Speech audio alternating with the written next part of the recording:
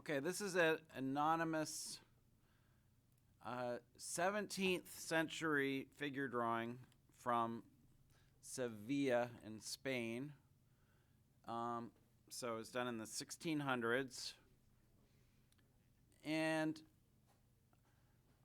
I like it because it's not really a masterpiece. So it'll be a little easier. Like, there's a better chance that my copy will look as good as the original, simply because the original's, it's not amazing. And it also has a kind of exaggerated, it shows an exaggerated kind of understanding of the anatomy. And the other thing I like about this drawing is that, unlike most figure drawings, the head is in profile. And as you remember, profile heads are a little easier to draw than three-quarter view heads.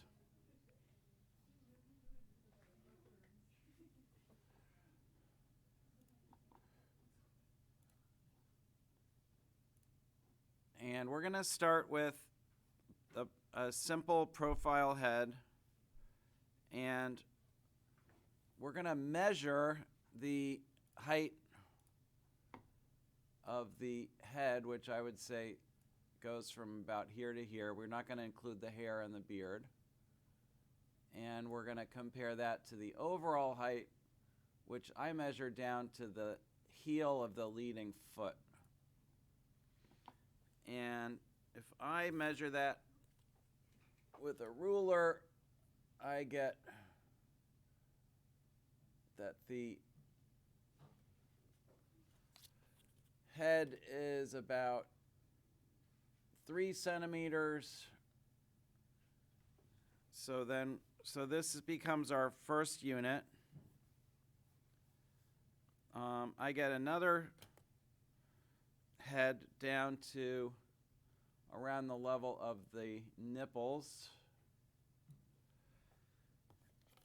And I'm going to continue measuring here. I get another head down to the, let's see, just below the navel. So if we add another unit here, so this is going to be where the nipples go. The navel's going to go right about at that level. Another head takes us down to the trochanter, so that's 4 heads. And then we've got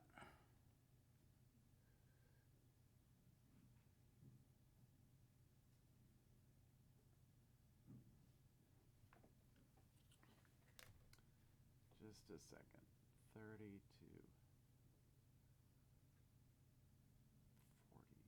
41. So we've got a little less than, we've got just a little less than 4 heads to the ground. So he's a little less than 8 heads. 1, 2, 3, 4, 5, 6, 7, and then maybe 3/4 of a head at the bottom. And can everyone see that when you look at this drawing, like, he looks to be a little long in the waist? Like, his legs seem a little short for his body. So the trochanter, I would say the trochanter is right about here. This should be the exact middle of his body, but when we measure, it's a little below the center. So that's 1, 2, 3, 4 to the trochanter. So if I had measured from the outside of the toes, it would have been an 8-head figure. Okay, maybe I should edit some of that out because I spent too long measuring. So see this plumb line I put in? We're going to draw that. And that's right towards the back of the head. Actually, I want it to go right through the ear, so I'm going to make a new one.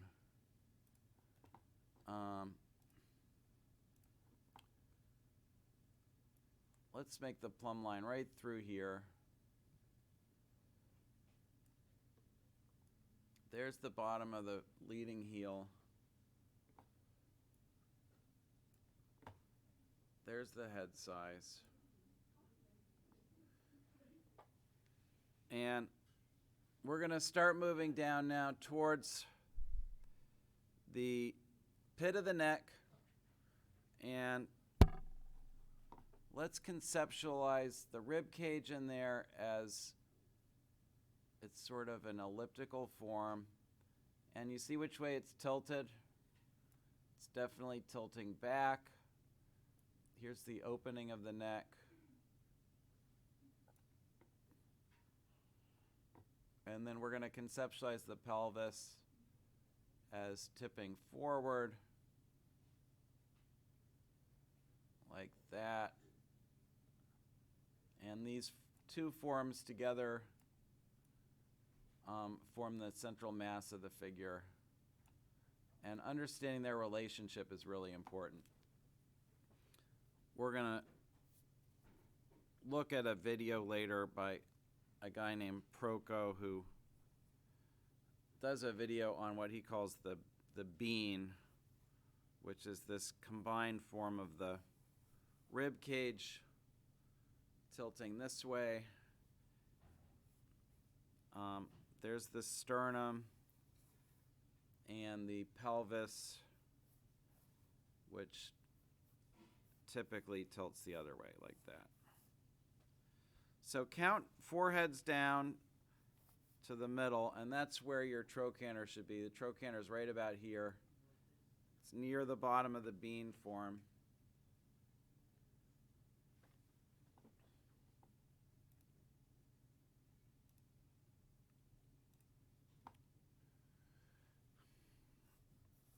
And remember, we said the navel was just a little bit above this line, which is the 3rd head down.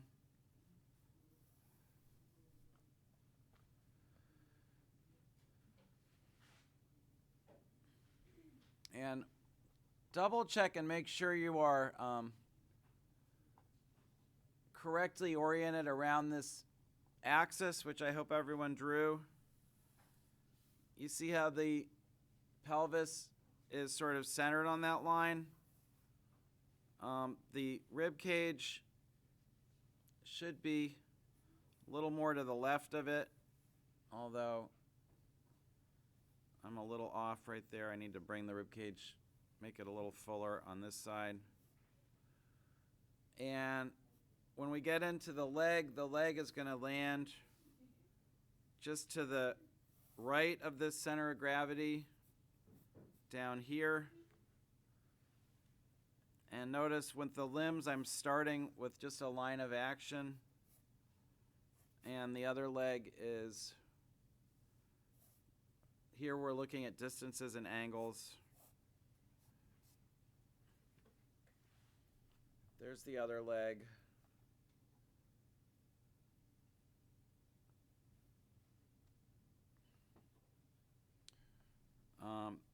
This foot ends. What I realize is that if it is 8 heads all the way down to these toes, it's a little bit less than 8 to this heel.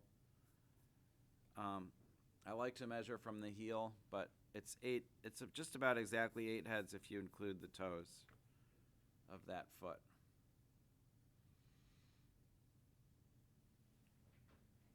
And because some of his weight is on that axe that he's holding, we're going to draw this arm first.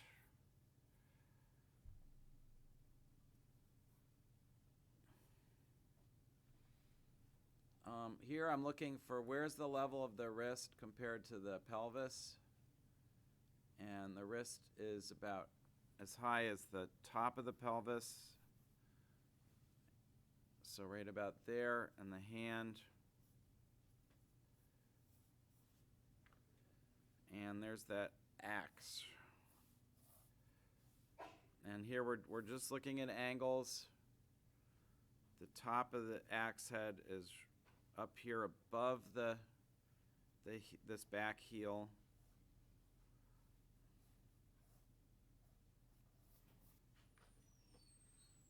And the other arm is mostly hidden by drapery, but we've got this hand right in front of the face and this vertical forearm.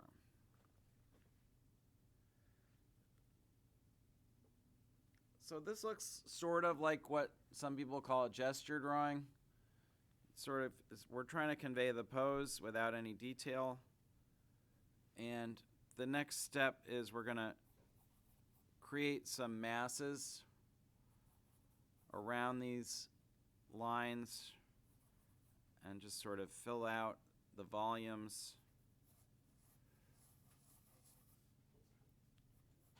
with the approximate thickness.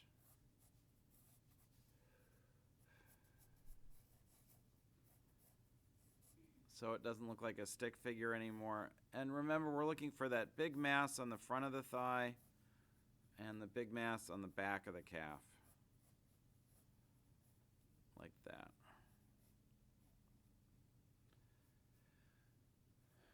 And the whole drawing should feel very loose and open at this stage. Like you could move anything around or change anything without any trouble. And if it doesn't, if you're starting to close things off, try to hold yourself back next time, because we don't like to draw beautiful details and then correct their location. That's just a waste of time and energy. And it's also harder to see if the gesture is right when the details have been drawn. It's a lot easier. If everything looks rough and loose like this, it's a lot easier to perceive that maybe the gesture's a little off, or because your brain doesn't have anything else to go on except the gesture. So I'm going to pause it here and take a look at your work. Okay, we are going to zoom in now on the face. Ready or not, we're going to take a look at this.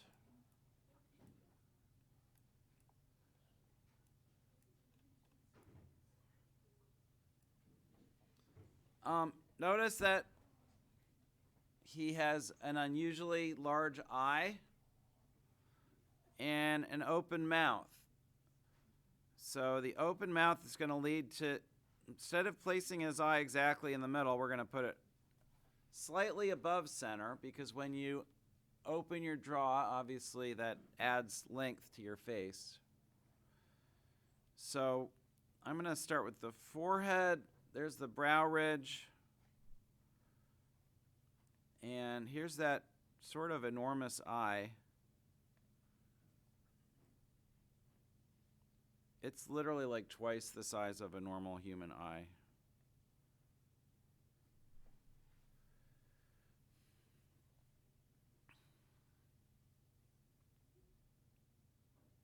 And, you know, there are great artists who can make the eye a little larger than would be realistic, like Rubens. And you've heard of Rubens. This guy took it a little too far, and I think that's probably why we haven't heard of him.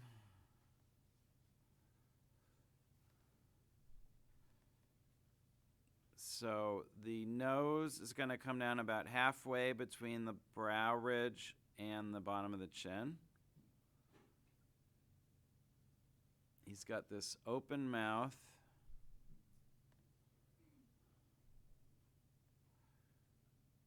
And he's got this beard, which is going to add even more to the bottom of the jaw.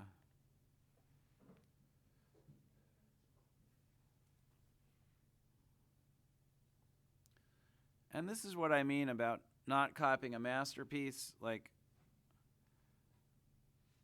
my drawing looks a little weird, but so does the original. So it's not going to bother me as much. When I draw these masterpieces, I'm always very frustrated that my drawing looks so much worse.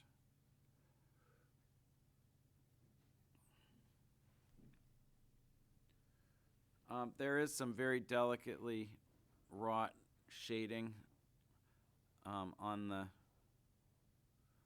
this face with an unusual, feels like a, I don't know where the light's coming from. It almost feels like it's coming from below.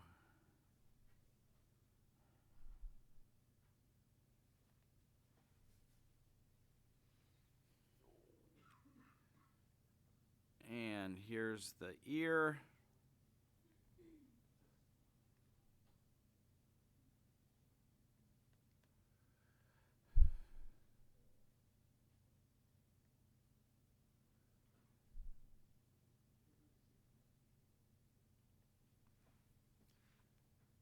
The ear was right in front of that vertical line that we made earlier.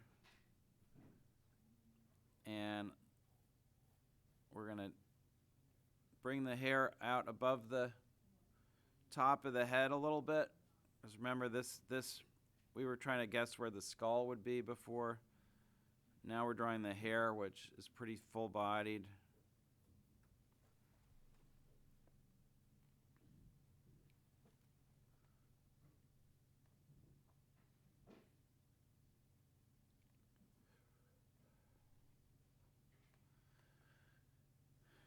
And notice, although there isn't a first shading on the hair, notice that we could still shadow map it. We could say this is sort of where the light ends along here.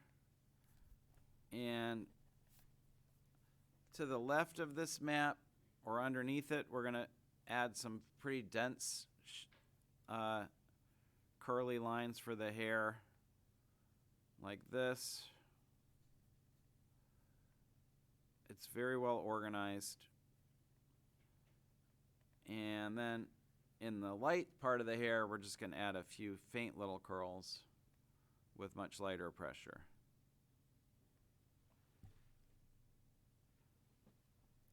And I need to bring the back of the cranium up a little bit.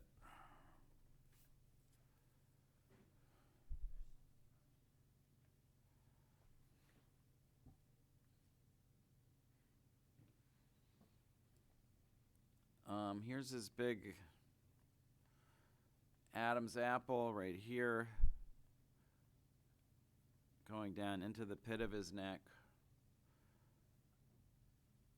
This shading line here is the front of the sternocleidomastoidus muscle, which attaches behind the ear and goes down to the pit of the neck. And there's a little bit of shading for his jawline and the underneath of his beard. And there's the back of his neck.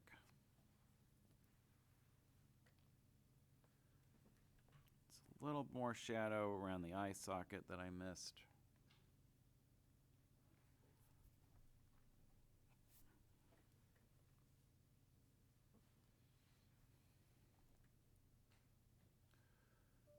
Don't worry about making your drawings perfect, just try to keep up with me.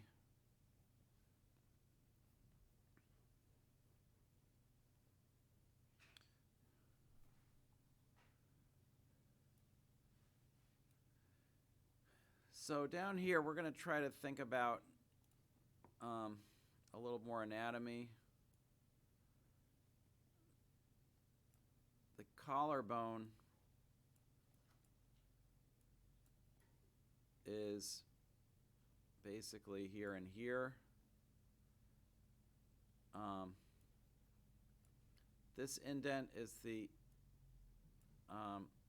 there's a bony process on top of the shoulder blade that a lot of muscles insert to. So we've got a curve here for the trapezius. Another curve here for the deltoid.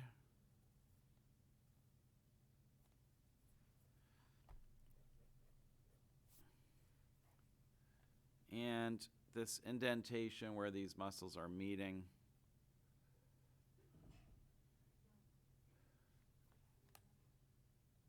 And a few serrations here of the muscles of the neck.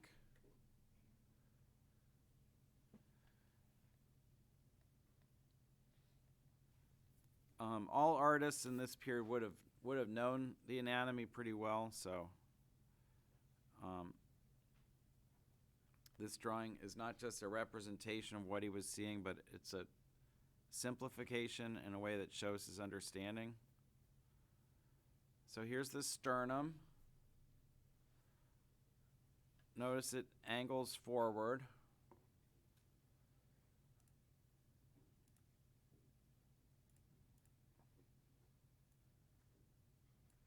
And here's the deltoid on the other side.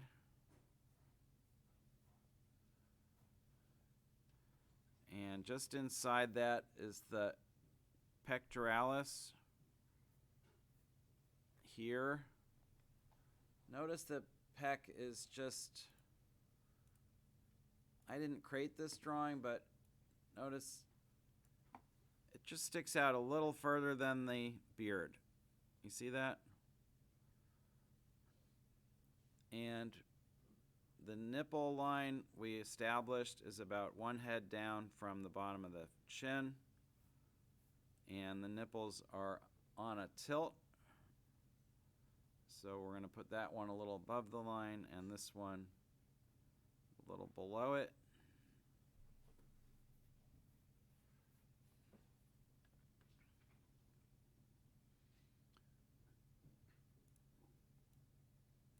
And notice that this tilt between the pec and the beard is about the same angle as this tilt of what's called the linea alba, which is the line that continues down below the costal arch here, and it's where the abdominals meet. And you can see that it's not perfectly straight line. This artist has tried to indicate some of the serrations in the abs, but it's a little hard for me to figure out exactly what he's doing here, but we're just going to hint at it. And here we have a swelling of the rib cage out. Really kind of juts out here and then tapers towards the navel and then comes back out over the iliac.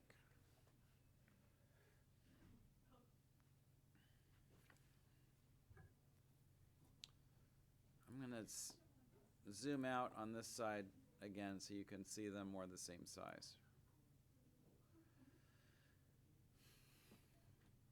So we're going to clean up some of the construction lines over here and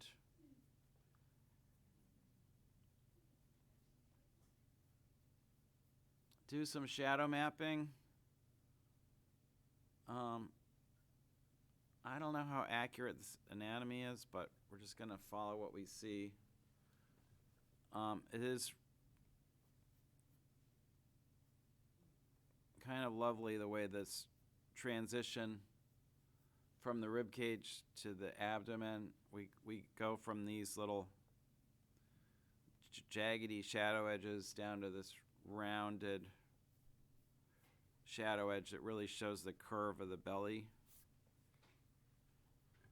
And it's important to appreciate just how much these shadow edges show about form.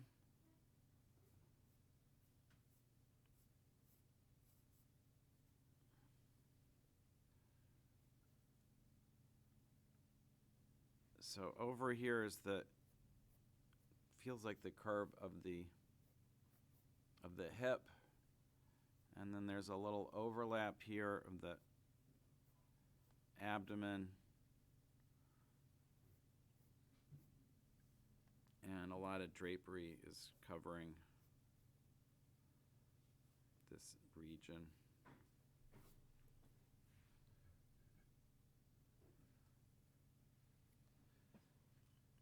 So here I'm going to just do a first shading through this whole region. And if you're right-handed, you're going to do this the other direction, please, because it's all in shadow.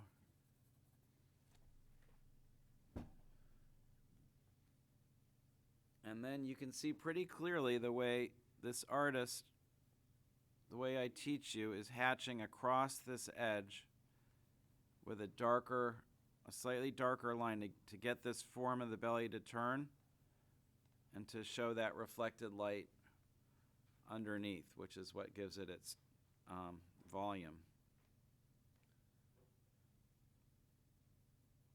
See that? And then we go a little darker under here too.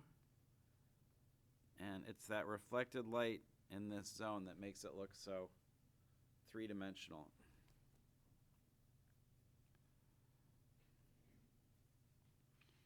And there's also a slight darkening all the way up through the core shadow. This little darkening under the pectoralis.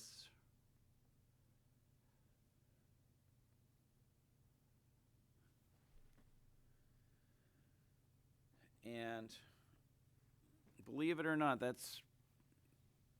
he probably arranged this drapery to cast that reflected light onto the form, because they loved these effects. So it's likely that they're intentional, that this big bright drapery that's hanging over the arm is partly there in order to reflect light onto the torso, as we're seeing.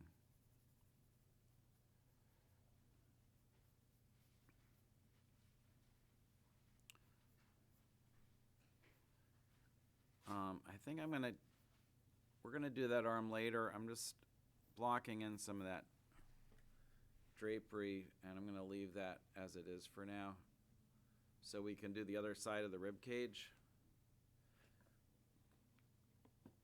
I encourage you to check your work, and if we compare this width here to this width, you see how the ratio is about 1 to 3? So that's about 1 to 3. And what I'm realizing is I need to just bump this over slightly to the left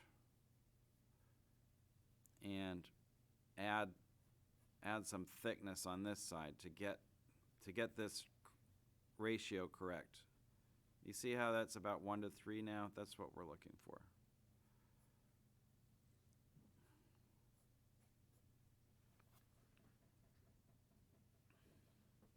And that also gives me some extra distance between the armpit and the back, which I needed. And part of what I'm adding here, this is a very muscular figure, and that original ellipse I made was the rib cage.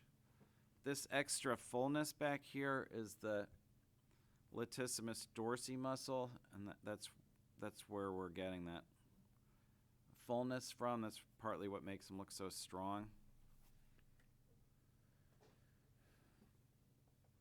And here's the overlap of the pec over the armpit zone.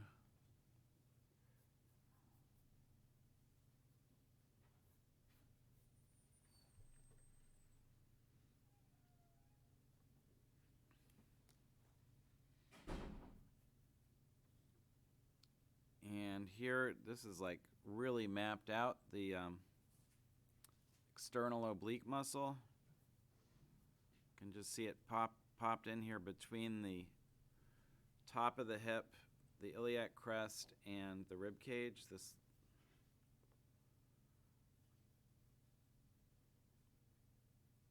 The drawing's very diagrammatic. It's like an anatomy lesson.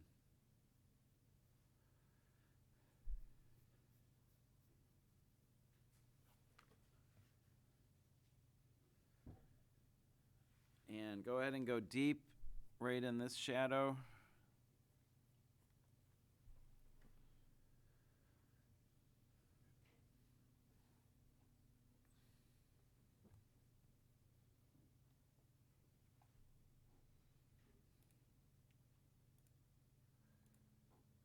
And I'm going to zoom out a little so we can study this. We're going to go ahead and draw this arm.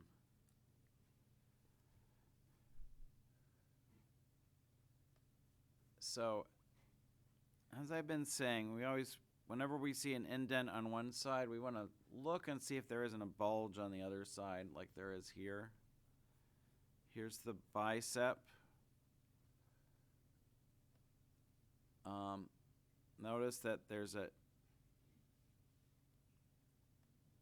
indent here that's a little higher than the indent on the opposite side.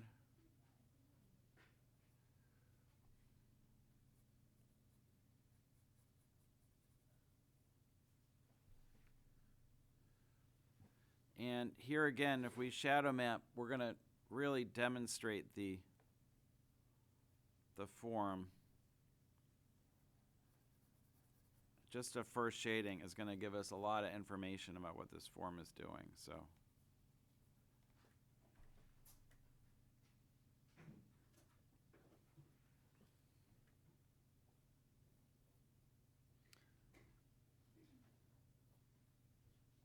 I used to know the names of all these forearm muscles, and I don't remember any of them anymore.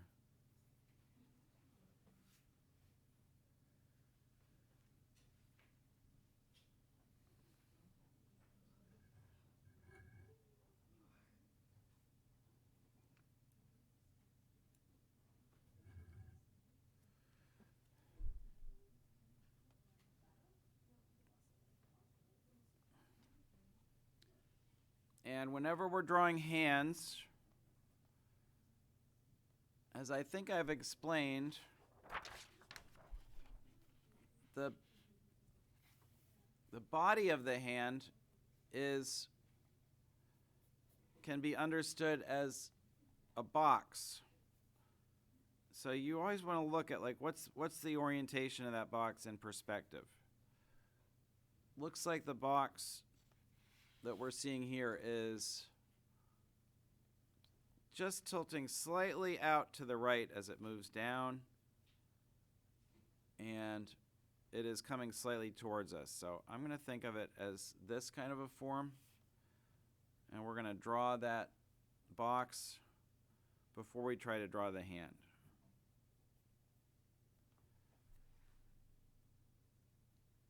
That's something I learned in a sculpture class.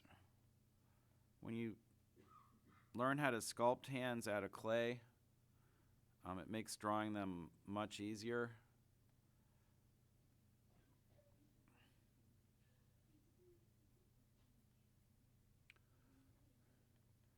So the knuckles should all kind of line up along here.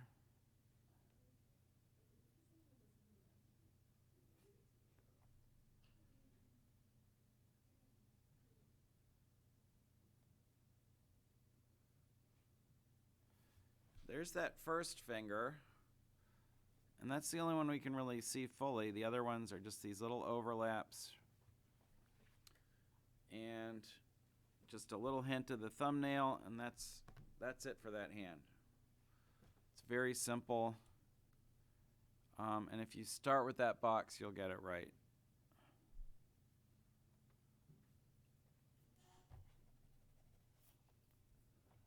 There's a really exaggerated movement here of the knuckles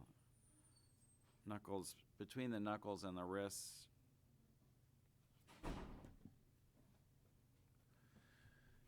And the axe handle is in shadow inside that hand.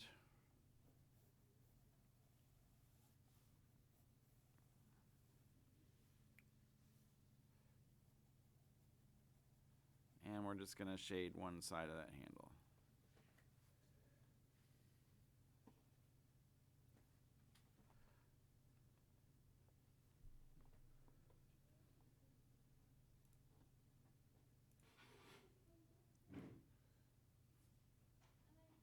So we are ready to draw the butt.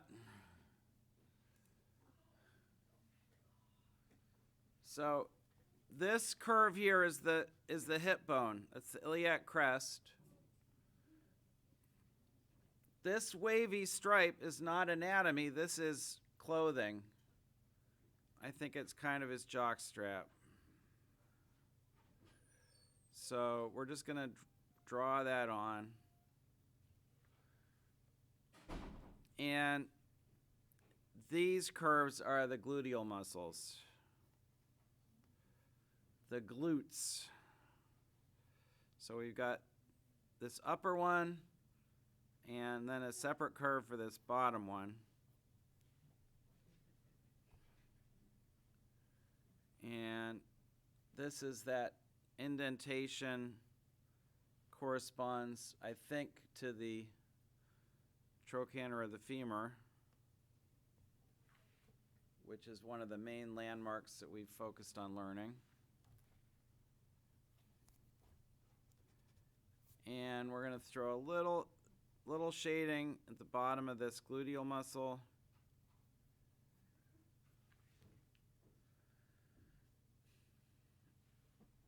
And he has this conveniently placed knot of fabric covering his private regions. Much to our relief.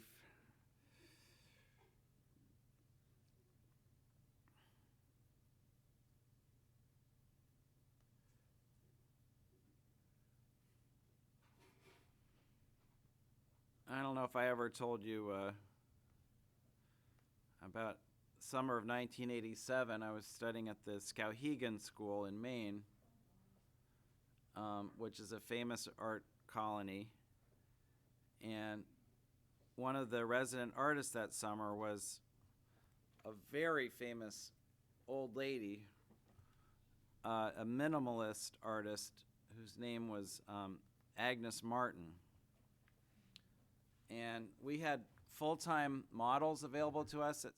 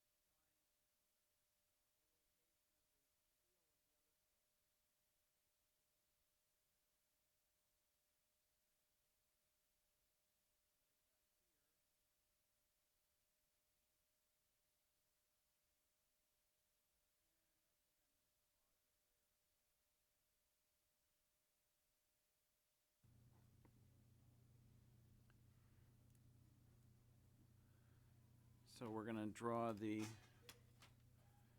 drapery that's flowing over this thigh.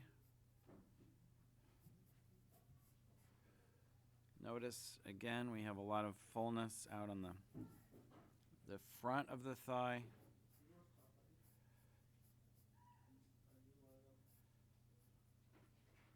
And I think I might need to lower this where I had this knee just a little. And there's also a lot of development of the muscles in the back of the thigh in this figure.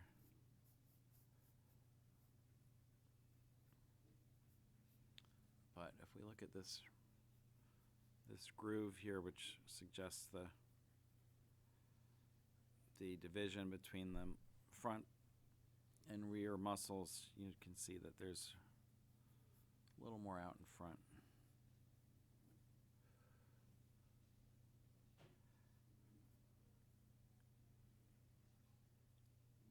Here's these two separate protuberances on the knee.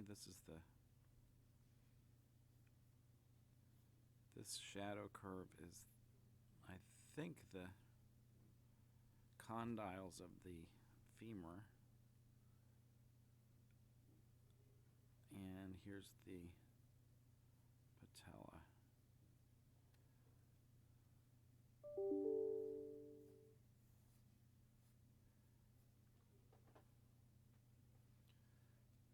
And in back we have this funny exaggeration of these two layers of calf muscles, very clearly distinguished with this little plane change here. I think you're rarely going to see such a clear division in real life. And moving downward to the foot. Well, I'm going to shadow map this whole lower leg first.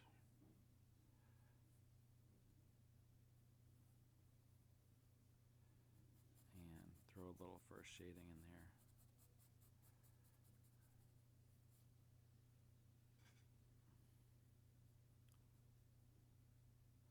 There's a little cast shadow here from the drapery onto the thigh and onto this other part of the drapery.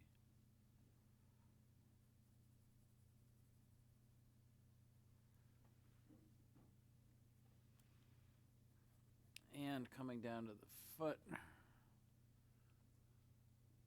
notice there's a subtle plane change right here between this slightly curved front of the tibia, and then I think there's a ligament or something that forms a little more of a vertical right there.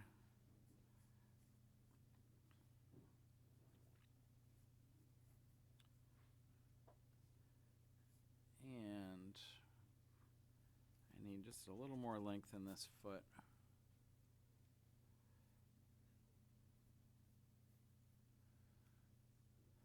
There's the big toe. The second toe is behind it. That's the longest. And then two more little overlapping forms. Three more little overlapping forms. So we've got a little bit of cast shadow falling onto the foot from the lower leg. And a little bit of cast shadow on the back of the lower leg. Not sure where that's coming from.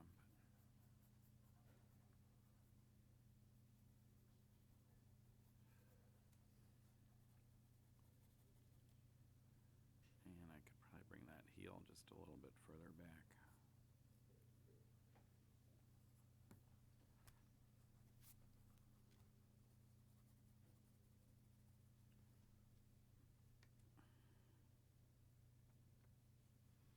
And a cast shadow on the ground.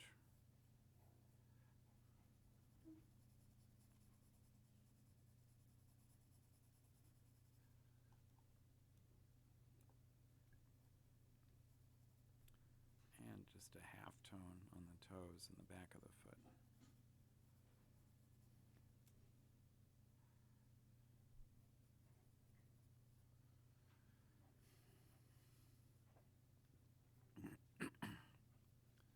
So let's keep this drapery really simple. We've got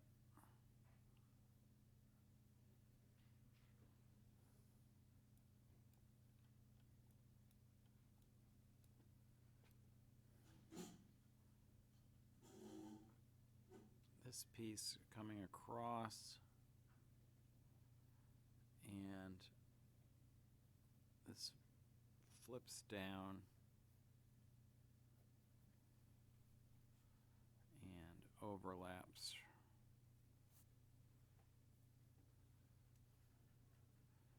And you can see this very beautifully drawn little corner fold with the halftone indentation here.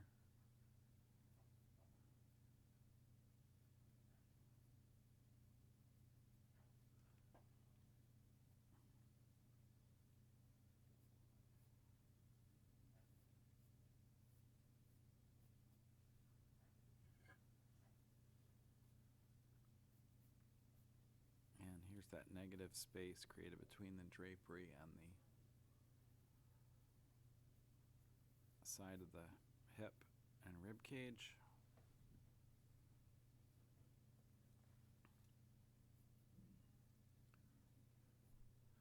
Here's another beautifully drawn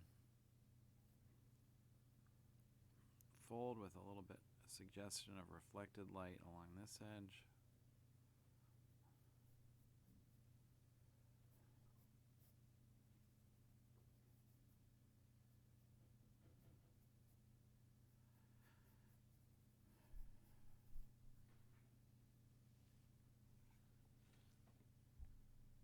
And moving up,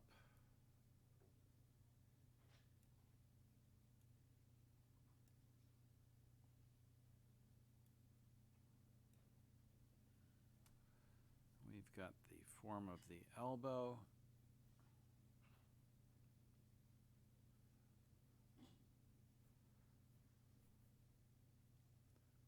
And this little piece of fabric hanging down from the upper arm.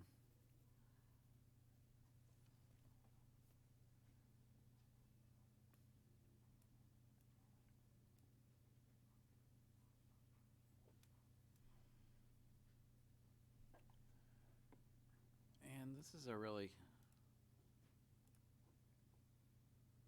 structurally interesting simplification. So I'm going to block this out for you and challenge you to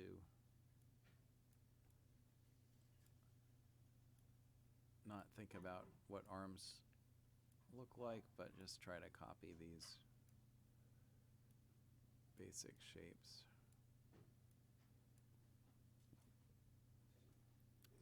And start out with the same box forms that I've drawn,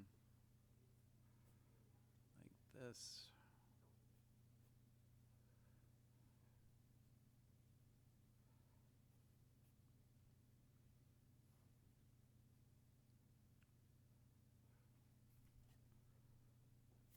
Remember, the wrist has to end up below the level of the top of this shoulder here.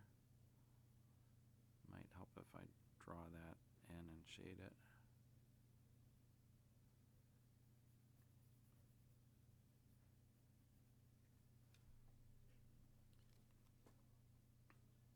So the wrist is going to be down here.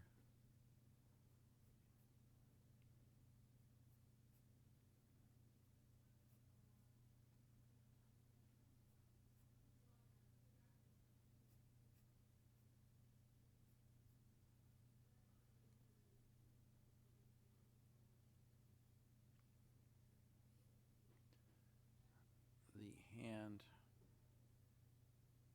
comes up to about here, level with the middle of the beard. The thumb, as usual, clearly overlaps the hand and kind of flips out a little at the end towards the beard.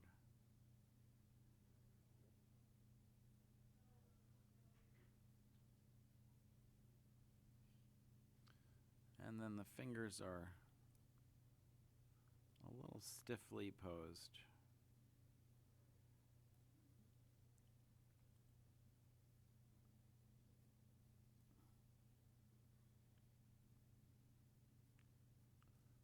Probably the weirdest thing about this drawing is that the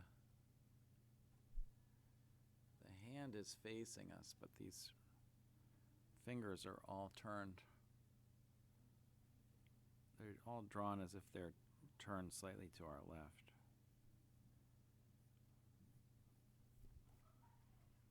Which doesn't make a whole lot of sense.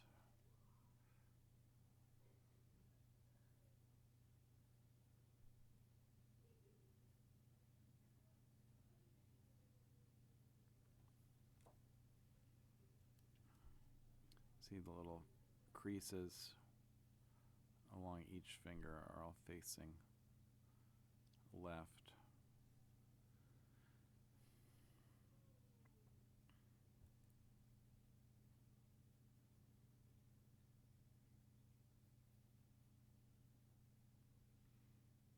It may just be that this was a difficult,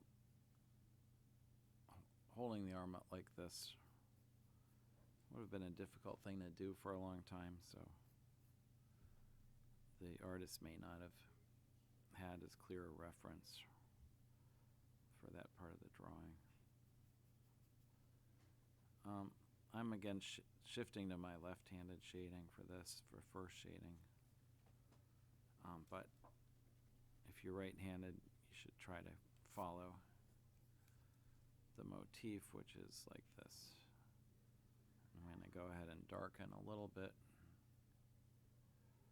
along the shadow edge.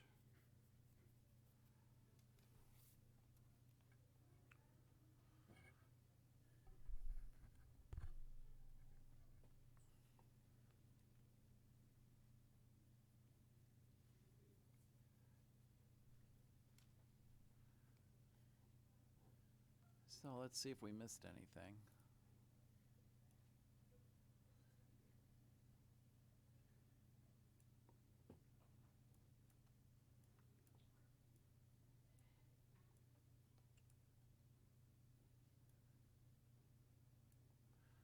Oh, completely forgot about this. Beautifully drawn, fluttering cape.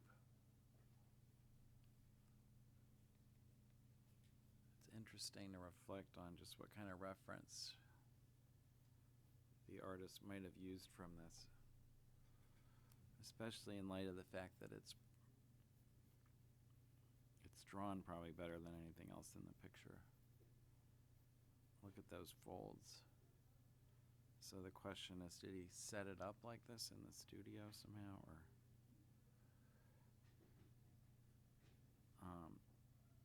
the original of this is available at the Metropolitan Museum of Art's website, so if you want to go into a little more detail on this cape, it's, as I said, an anonymous figure drawing of 17th century Seville or Sevilla.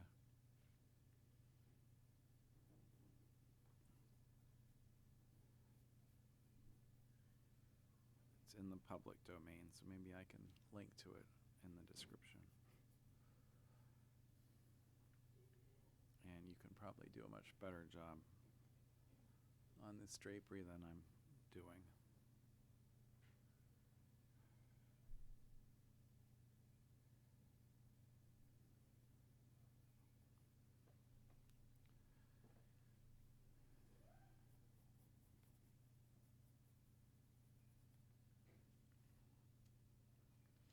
And we've got a little bit of a cast shadow of the axe head.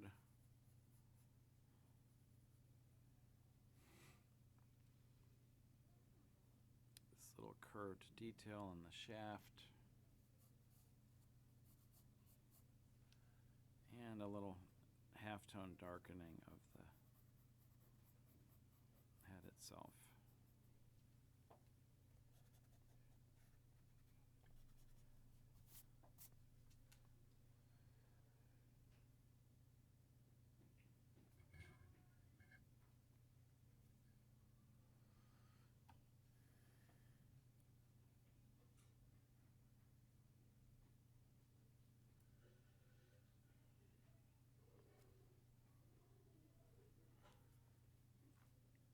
I think a little more darkening along the edge of the profile too. That's sort of standing out for me at this moment.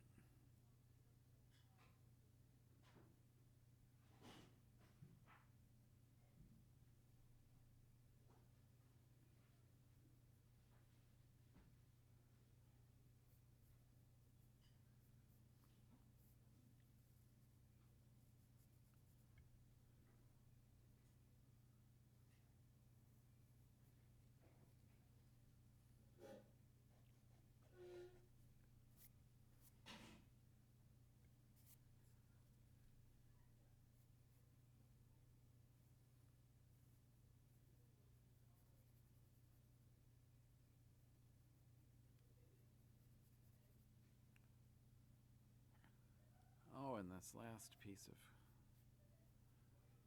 static drapery hanging between his legs. There we go.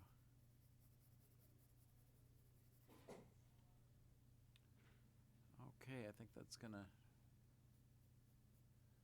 do it for me today. Thanks as always for watching, and good luck with your own drawings.